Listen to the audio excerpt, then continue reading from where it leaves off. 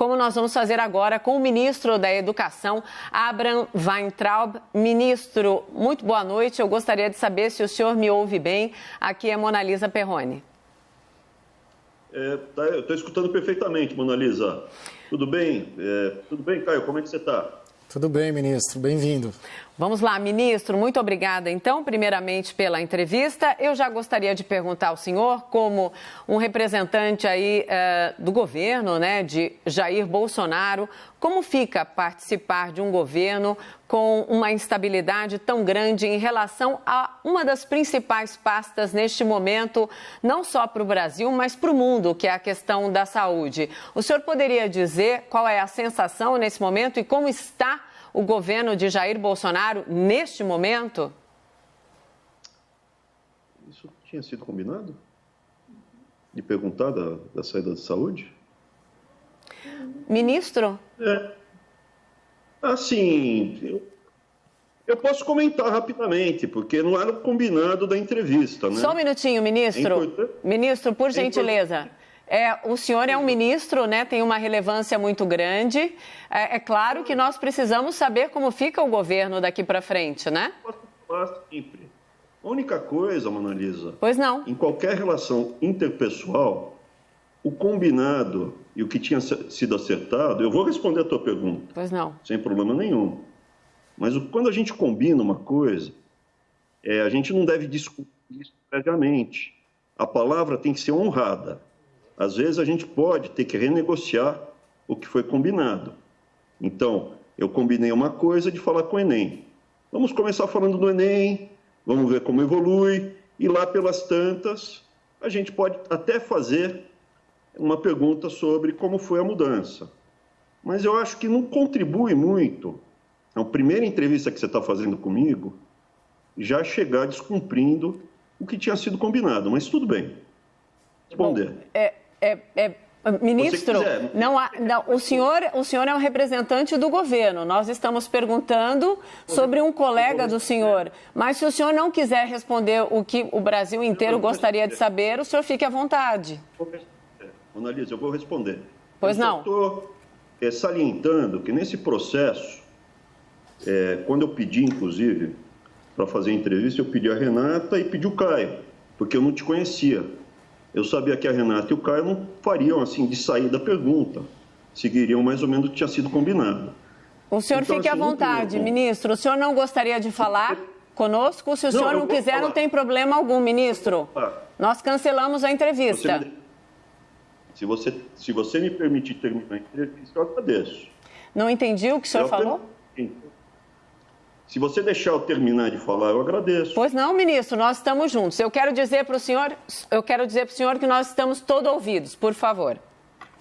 Maravilha. Então, eu só queria comentar rapidamente que, nesse processo de construção de um relacionamento profissional, é sempre bom a gente, primeiro contato que eu estou tendo contigo, seria bom a gente seguir o roteirinho que tinha sido combinado. Mas eu vou lhe responder. São 22 ministros. Eventualmente acontecem mudanças, a maior parte dos ministros está mantido. Eu acho que é um dos governos com menor grau de trocas da história do Brasil, né? Troca de ministério, troca de equipe. Eu conheço quase todos os ministros pelo nome. O ministro Taish, eu tive um contato muito rápido com ele. Eu até comentei, você vai pegar um rabo de foguete, é uma situação muito difícil, é uma situação muito dura. E pelo que eu escutei, juntou um desconforto dele junto com questões pessoais também. Então, eu vejo com naturalidade. O ministro, quem está substituindo como interino, eu conheço, é um general muito competente, já tive contato com ele. Eu tenho certeza que os procedimentos e os protocolos vão ser cumpridos e não estou vendo nenhum grande risco para a questão nacional em função dessa troca. Tanto é que, se não fosse assim, não teriam feito, né? Então, para mim, eu não vejo, infelizmente, o Taish, eu acho que avaliou mal o tamanho do desafio e, diante desse erro de avaliação pessoal dele, ele preferiu sair. A gente tem que respeitar e saiu numa boa, não saiu brigando, não saiu com nada. Então, para mim, assim, preferia que tivesse dado certo, sob o ponto de vista do governo, preferia que tivesse dado certo. mas não deu, e a vida que segue. O general Pazuello tenho experiência das reuniões que eu tive com ele, eu fiquei muito bem impressionado.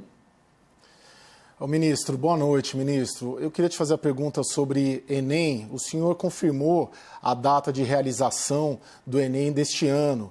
No entanto, ontem o presidente da Câmara, Rodrigo Maia, esteve com o presidente Jair Bolsonaro e solicitou diretamente ao presidente, nesse encontro lá no Palácio do Planalto, o adiamento da prova. Ela está mantida ou o senhor avalia que o presidente Jair Bolsonaro pode atender o pedido do presidente da Câmara, Rodrigo Maia, e adiar o exame? Ô, Caio, você comentou muito bem, Caio. Foi o presidente da Câmara, o Rodrigo Maia foi falar com o presidente Bolsonaro, mas em momento algum o presidente falou algo sobre adiar o Enem. Foi o presidente Rodrigo Maia, presidente da Câmara dos Deputados, que saiu falando que ele ficou sensibilizado, que ia adiar. O que de fato está acontecendo?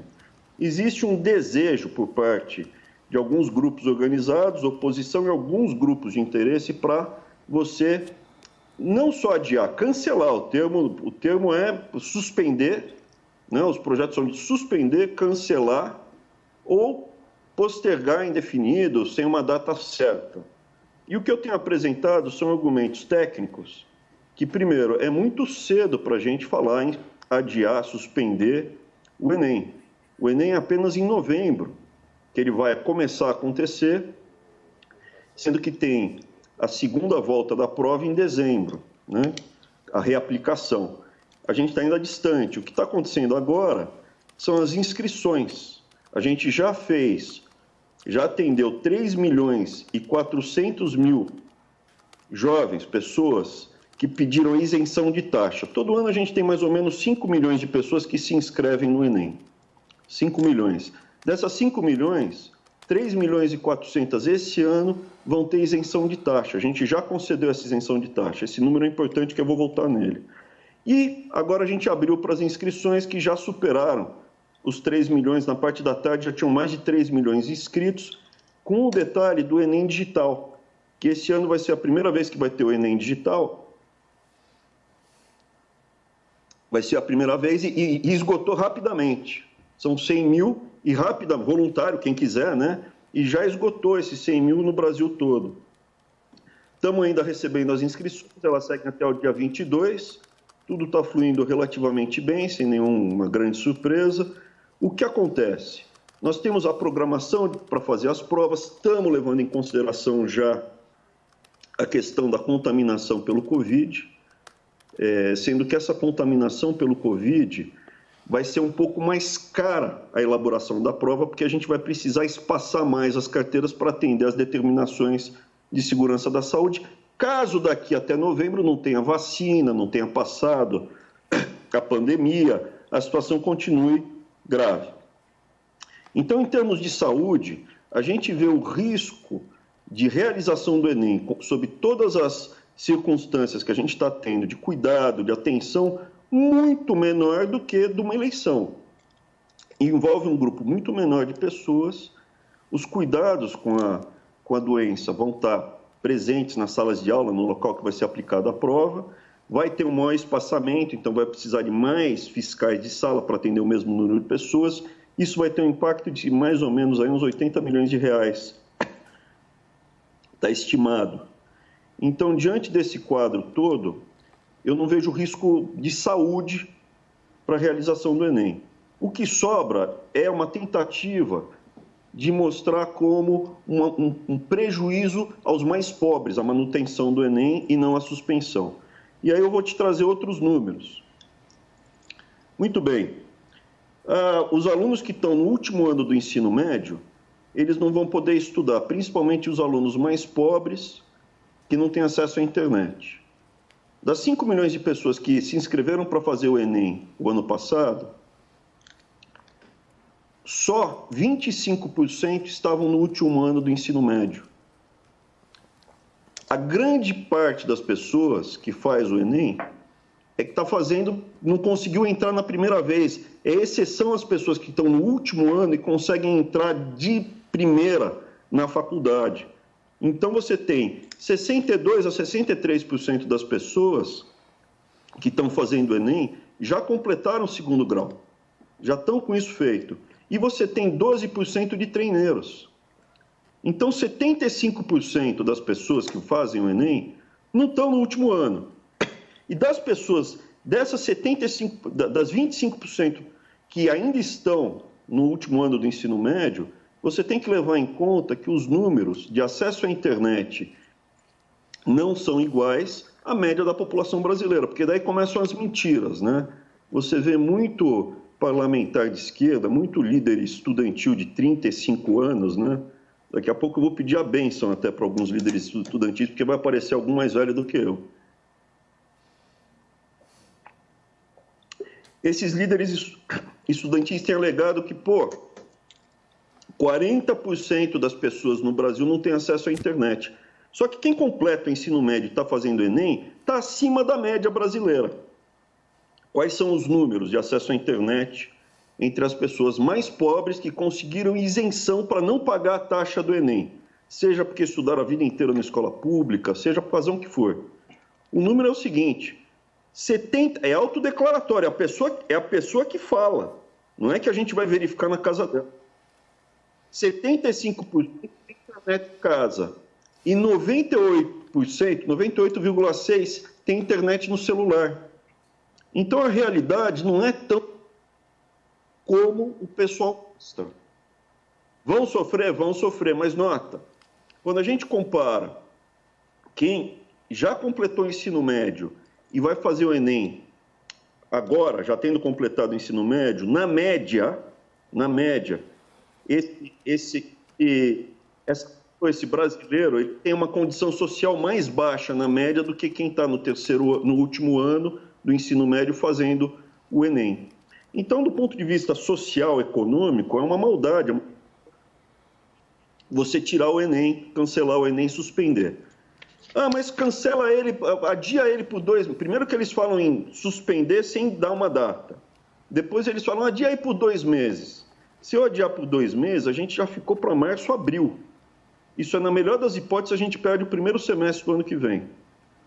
E qual é a consequência disso? Quando a gente pega o universo de estudantes das faculdades públicas, a imensa maioria não tem condição de pagar uma universidade privada. Vocês nunca me escutaram defender a cobrança da mensalidade de alunos. Por quê? 60% dos alunos que entram nas universidades... Desculpa te interromper. Daí, quem não tem internet, como que seria o acesso a esse sistema? Isso é importante, Caio. A gente está lançando... Veja, quem não tem internet nenhuma não consegue nem fazer inscrição para o Enem, porque as inscrições do Enem são feitas há muitos anos pela internet. Então, é falacioso dizer que lá no interior do Agreste a pessoa sem internet nenhuma não vai poder estudar, ela não consegue nem fazer inscrição para o Enem. E a profunda injustiça social. O Enem não é feito para corrigir injustiça social, é para selecionar as melhores pessoas mais capacitadas para ser os futuros médicos, os futuros engenheiros, os futuros enfermeiros. E se nós ficarmos 6 meses ou 1 ano sem fazer Enem, a consequência será menos 45 mil médicos no Brasil, menos 60 mil engenheiros, menos 50 mil enfermeiros. Essa é a consequência. Você vai ter, de fato, uma quantidade de 5% de pessoas disputando o Enem que estarão no final, no último ano do ensino médio, sem um acesso bom à internet. Algum acesso vai ter, mas o número é pequeno. Em função de uma minoria a gente vai suspender para 95% das pessoas e a consequência para a sociedade como um todo vai ser o quê? Vai ser ter menos médico, menos enfermeiro, porque se a gente deixar as universidades para esse resultado. Então, olhando a perspectiva toda, vejo só motivação política e econômica, e eu vou entrar no aspecto econômico, para você suspender o Enem. Por que econômico? A política é clara. Estão sem agenda, estão sem pauta e, ao momento, não conseguem mais aparecer em lugar nenhum e é o momento de aparecer com uma bandeira para reverberar. E do ponto de vista econômico, quem sai ganhando? E existe uma bancada, sim, de parlamentares no Congresso, eleita com apoio financeiro de grandes oligopolistas, monopolistas que querem fazer o grande monopólio da educação no Brasil, o campeão nacional da educação, como tem em tantos outros setores, como tem na proteína animal, no boi, como tem em bancos, como tem... Falta um grande monopólio, oligopólio na educação. Quando você não faz Enem e deixa as universidades federais fechadas, qual é a consequência? Quem tem condição vai fazer uma privada e vai começar a estudar no começo do ano, vai aumentar o número de alunos nas universidades privadas pagas. E aí vai aparecer esse grande oligopolista apresentando uma solução. Como não teve Enem e as universidades estão paradas, as federais, vamos fazer um subsídio, uma linha de crédito para aumentar. E que de certo? Até fiz o desafio, presta atenção, o dia que suspenderem e cancelarem o Enem, olha para as ações das empresas listadas na Bolsa que cuidam da educação superior. Vamos ver se elas não vão subir. Tá então, certo. Você tem interesse, sim. Tem alguns parlamentares lá que receberam apoio oficial, aberto, de oligopolistas, monopolistas que têm interesse no setor. Pessoas que se apresentam como de esquerda, todos pela educação das criancinhas bonitas do Brasil. Vem com um discurso bonito. Mas o que eles estão vendendo é a agenda de interesses de quem banca a carreira política deles. Eu vou dar mais um argumento para ti. A USP, a Unicamp e a Unesp, que estão com o Estado de São Paulo, não adiaram, porque elas não participam do vestibular, estão mantendo. E o rico, o classe média alta, ele tem condição de fazer vestibular, porque o Enem é opcional, a universidade pode fazer qualquer processo seletivo. Pode fazer 10 processos seletivos diferentes. Faz na USP, faz na GV, faz no Mackenzie, faz na PUC, faz na Uninove, faz num monte de lugar.